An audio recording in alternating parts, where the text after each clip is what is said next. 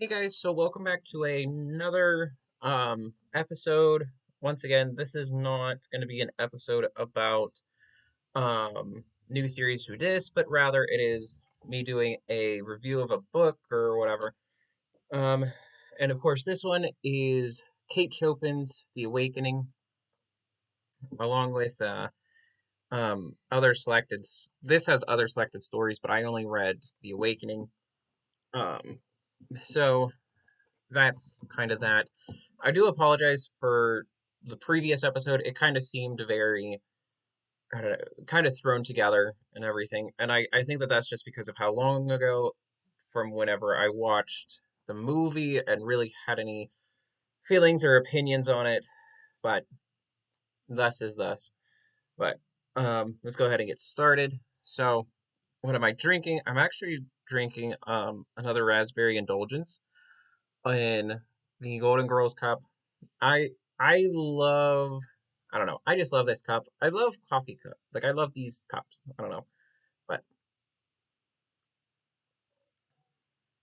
pretty good. So, um quick run through what is the Age of Innocence and everything. Um I want to make sure that I didn't forget anything. Basically, it was a really good book. Um Mostly for this class, this is for my modernism class, and so everything you has been written between like 1880 to about 1840 or so, um, which of course is seen in Virginia Woolf and Age of Innocence, which is the other two books that I have to do for that class. But nonetheless, we move on. So for this, what are some major takeaways for me at least? Um,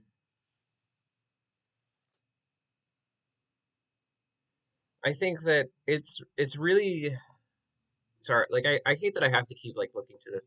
That's mostly just because I want to make sure I gather all my thoughts and everything. And this is probably one of the few books that I really don't have as many notes written into, but it's it is what it is. And my feelings aren't really hurt. I'm just kind of like aggravated that I didn't write as many notes um in the book. And I don't know how you guys are whenever you're reading, if you put in like notes to yourself or whatever. Like I am reading I'm actually reading two books.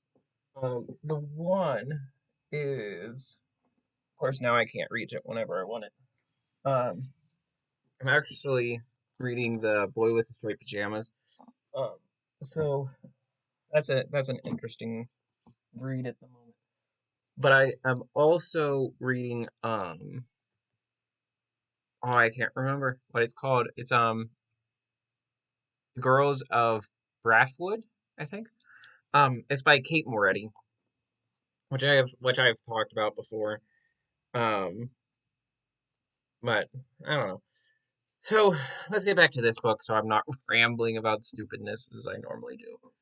So in this, we see Edna, who is um, I think that she's really one of the first characters that I can think of that really is throwing her hands against the idea that or rather that women have to fulfill these certain things, that they have to be a certain way.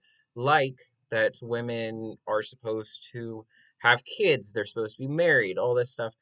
And we see Edna very much go against that. This idea in modernism that women are more than what has been allotted to them. And it is seen, especially in this, women are, so often, and I think it's a very good quote from the book, is that um, women are supposed to have children and be happy. That's not the exact thing, but that was basically what was said. And it is so beautiful because, and even now, that's a general concept that women are to have kids, they're supposed to be happy, stuff like that. and they're supposed to be content. That's the other major thing, is just being content with things. And I think it's very telling. It's, and Edna, with her husband and stuff like that, there's this weird, I shouldn't say weird, there's a conflict with, between her and her husband about what she, wants to do, but she can't say anything to her husband, but her husband, he's going to these he's going to the doctor and stuff like that because he can tell that there's something wrong. And of course, for me, it shouldn't be funny, but it kind of is. The doctor's response is, "Oh, well, is there a family line of being crazy?" And of course, he says, "No, there's, everything seems fine." And then the doctor's just like, "Oh, well, just let her go to like her horse farm and stuff like very much, and of course, if you've not read Mrs. Dalloway, it's another thing that comes up. Um, but very much, we see Edna, who is, you know, discontented with her life. She's, yes, she has kids and this, that, and the other. She has everything that she's supposed to, but she's still not happy.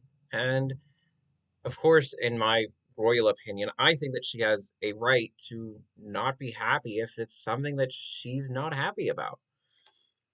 Um, so I don't know how many people have actually read The Awakening. And of course, I do try not to give spoilers, but there's such an interesting conflict between, things like mental health, and there's the conflict of, am I just discontent or am I depressed? Is all these issues that I'm having with my husband and my kids, and and Edna very much has, and it's pointed out in this book that she has basically this perfect life that she doesn't need anything else, and instead Edna doesn't want any of it. She would have been very happy to not have kids. She would have been very happy to simply just exist, just be a person. And and I believe that it said that her husband wasn't exactly the person that she wanted to really be with. Oh, excuse me, be with exactly either. So there's kind of like that conflict there that, you know, and I don't know. So I think it's so beautiful that, and of course, I don't know how many people know very much about a lot of um writers from this time, but it was very common to have your main character die, stuff like that, which is kind of similar to anything that I write. Granted, if I write, I usually will kill off characters that I think have too much power. So, yeah, so I'll just off people and be like, meh. But spoiler alert, Edna does die. She commits suicide. Um, and so, but there's this overwhelming idea that, you know, you're supposed to be this certain thing. And as Edna is presented, she is supposed to be happy with the way that her life is, and that she's supposed to be happy in the way that she presents everything, and things are supposed to be done a certain way. And so it's so fascinating that instead Edna openly says, "No, I don't want this. I don't like how things are going." And she very much rebuts, or rebukes, not rebuts, um, the society and the idea that, oh, if you have kids and you have a husband, you're happy, and if, all that stuff. Granted, I'm pretty sure that there are plenty of people that do feel that that is how it is, and that, once you have kids and stuff like that, but Edna very much shows that's not what she wanted. And there's the conflict in, the society versus the self. Edna is so badly wanting to be out. She wants to be out of this society, but the society is not allowing her to be. And that as long as she continues to live this way, she's stuck.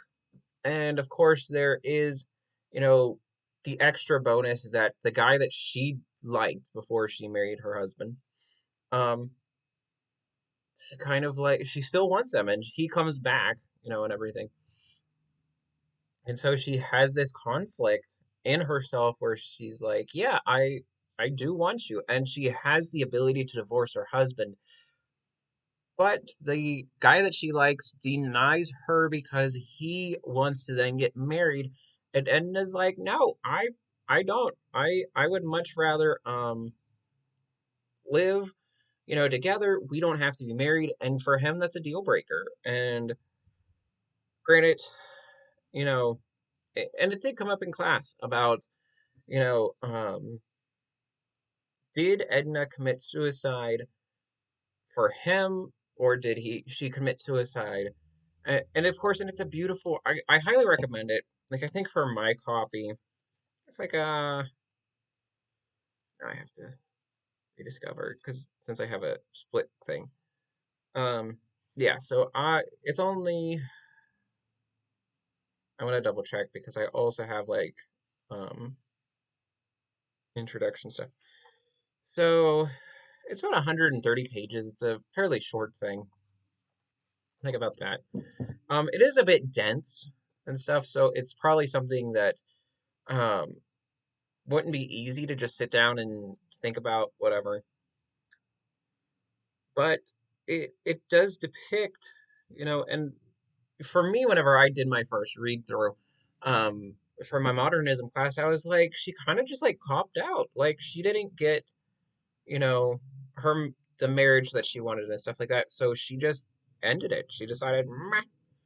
But as I, began to think about it, it's more about, this idea of just escaping from the society that has caged you. And I think that, and here, this is a good depiction and of what happens when the society cages a character. And of course, Edna, she makes these choices, and these choices are, of course, the same as everybody. Everybody, you know, has to deal with the things that they don't like, the parts of society that they really would rather change. And of course, in current times, so many people relate to that.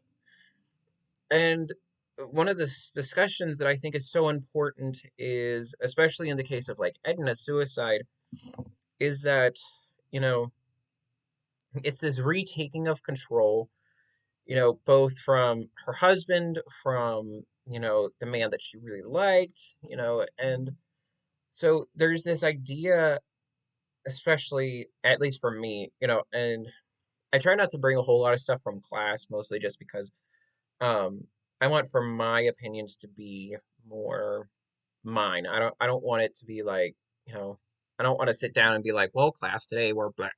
But um but instead Edna comes to this conclusion that what happens is that you have to draw the line of what you want. What would you rather have in your society?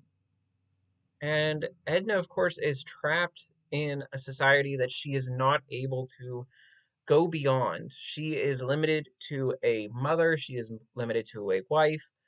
Um, and we see that with her former lover, that, the only way for her to really be with him is to once again lose the self power, self preservation as the, you know, as a single woman, then to be controlled by a man in the bonds of marriage. And of course, in this book, in the time period that this book takes place, which is, you know, modernism kind of era, she is limited. She is extremely limited in what she can and cannot do. And I think for me, I think that that is what is more important to take note of is that discovering the limits of your society, but then understanding that you still have choices. Now, I think that in many ways, this might be a romanticized version of, her suicide and stuff, but it does bring up the points of what do you do in those situations? What do you do when you're feeling trapped? Now, of course, today there are so many more options. There is the idea that you can get a divorce if you don't want your kids. You don't have to have your kids. partner could have the kids, or there's a whole bunch of this stuff. But Edna is a higher class woman, so there was high standards for her that she had to uphold. And so I think that it is definitely a good representation of what is and what is supposed to be. And, you know, of course, there is the questions of depression and mental illness and everything else. But I also don't want to read too much into that just because I want it to be important that instead Edna made the choice, and I don't know. I, once again, I do apologize because I wish I took more notes. In most of my books, like here's, of course I didn't take as many notes in here. And a lot of the books that I read, I take a lot of notes or I like make note of things, and of course, there it is. Um, so for me, it's quite difficult because I try to bring up stuff, but that's kind of my take. I think it is a very good first book for understanding modernism, as well as a good introduction to Kate Chopin. It is a very good piece by Kate Chopin. So, but yeah, um, my hope is that I'm going to be doing more videos later this week. Once again, I don't have classes this week, so a lot of it is going to be dedicated to getting stuff ready for next week, which I have a couple papers I wanted to get done, as well as I want to, even though I've done two videos today, I still have this stack, and um, but yeah, I probably will just take like anybody that is inquiring. Um, So the next four that is kind of on the thing, and I hope to have them all done by Wednesday. So more than like, but whatever. Um, but I'll let you guys choose. Just comment below or whatever. I don't care. Um, so there's Raw Deal, which is a movie. And then we have Virginia Woolf's Mrs. Doubtfire, and then the Before We Were Free, which I'll probably do a final review for the book, especially now that I've had the class and everything, just kind of to wrap that up because I don't want to have like an extra week, where I don't have anything for that. But that's Before We Were Free by Julia Alvarez, and In the Age of Innocence, which is by Edith Worton. Very good pieces. And so, yeah, that's and I think that sums everything up. So, once again, I apologize that today doesn't feel very formal. The other video was definitely not formal at all. And I think that part of that is just because of how long ago I read these books or I've read the movies. They are the oldest. The next oldest is Raw Deal. So, um, but yeah, I don't know. Let me know, you guys, what you think. If anything, just like be like, yeah, it's okay. You can have like, down days and everything, especially since it's a spring break. So, but I want to thank everybody, and you guys have a great rest of your day, and please take care. See you guys. Oh, yeah. And I don't know how I almost forgot, but may you be filled with peace, love, and joy. Take care, guys.